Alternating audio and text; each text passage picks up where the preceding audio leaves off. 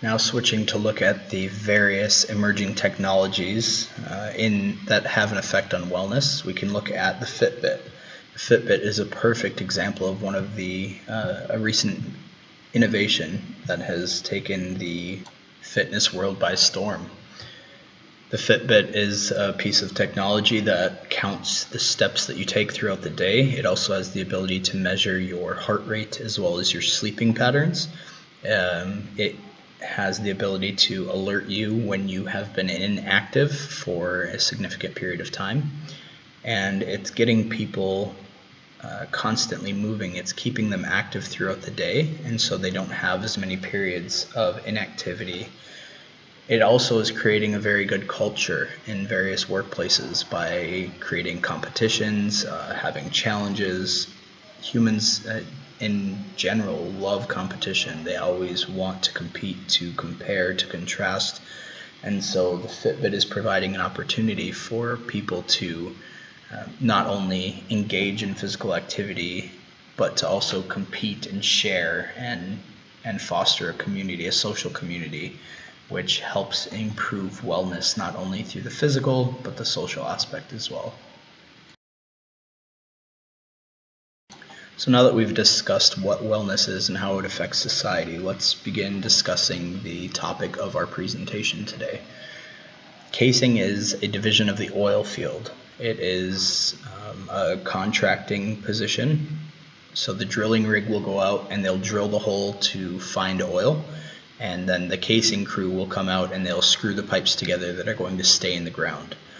It's a very on-demand job. When you work as a caser, you are on call 24/7. That means 24 hours a day, 365 days a year. You are on call unless you have taken vacation time, which is generally unpaid. So as I said, the schedule of a caser is on call 24 hours a day, 365 days a year. That does mean that oftentimes they are working ridiculous hours every week. There were times while I was still in the industry that I was working up to 150 hours every single week, when each week only contains 168 hours total. Ridiculous hours that casers are expected to work have a tremendous impact on the wellness of themselves and their families. This isn't an issue just in the United States, it's an issue with the entire industry all over the world. The people that are working in these positions are expected to work for significant periods of time like that because that's how it's always been done.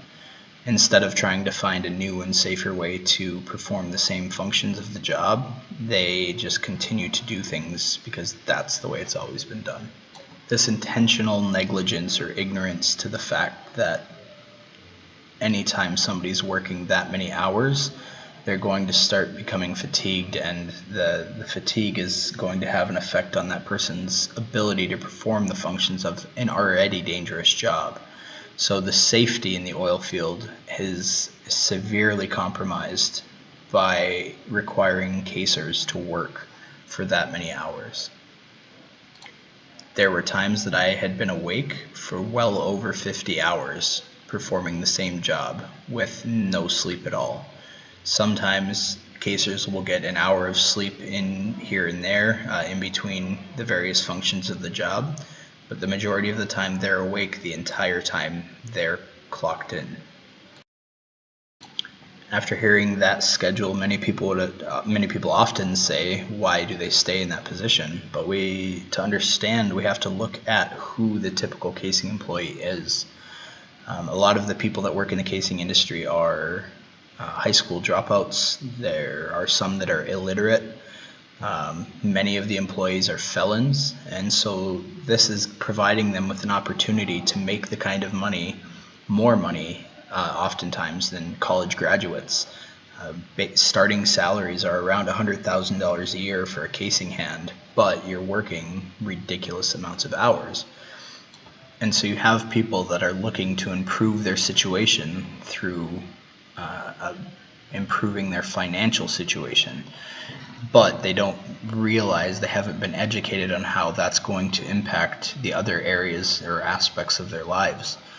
So nutrition is a huge thing, because when you get called up for a job to go to casing, you have 1 hour to get ready to go to work.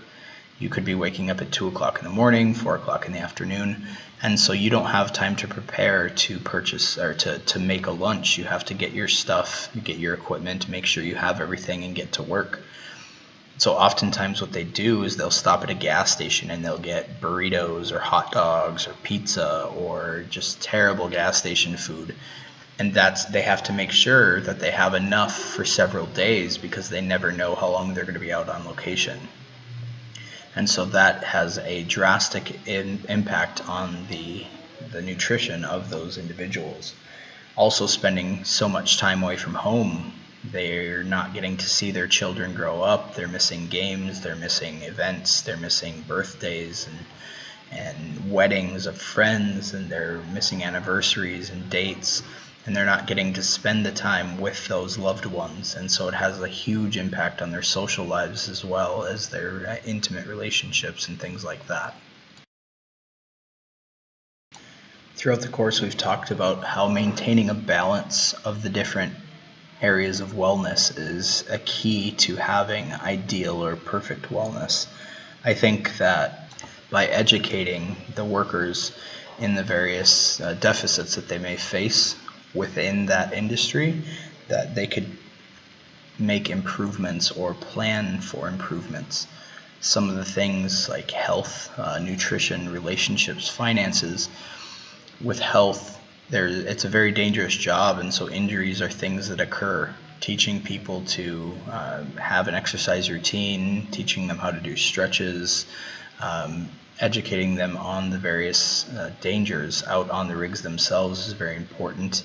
Again, we talked about nutrition already, but that is a huge impact on energy. It has a huge impact on body image, body confidence, and health in general.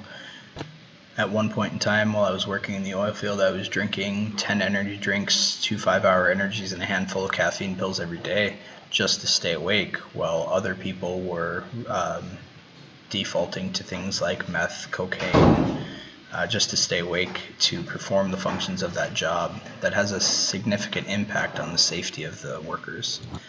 I also witnessed a lot of relationships end up failing because there was so much emphasis on going to work and so much pressure from the company for people to go to work and miss events like birthdays and anniversaries and the various important things in families and relationships' lives. The other thing that would be very important that has a really significant impact as well is people are coming from jobs where they're not making very much money or any money at all. I came from a security background at the nightclubs, and I was making minimum wage, and I moved into a job where I was making $100,000 a year, but I had never been taught how to handle my money. And I feel like a lot of people don't understand that as well, and they end up getting themselves into financial situations that they're not prepared to handle. They put themselves into significant amounts of debt because they feel like their income is high enough, but they're living outside of their means. They're living the grandiose lifestyle that they'd always dreamed of, but they're not taking into consideration how that's going to impact their future. As time goes on, I think that workers are going to start making a stand, and that the conditions in the casing industry are going to improve. There have already been improvements by the simple fact that the Department of Labor finally came in and looked at how the pay structure was in the casing industry.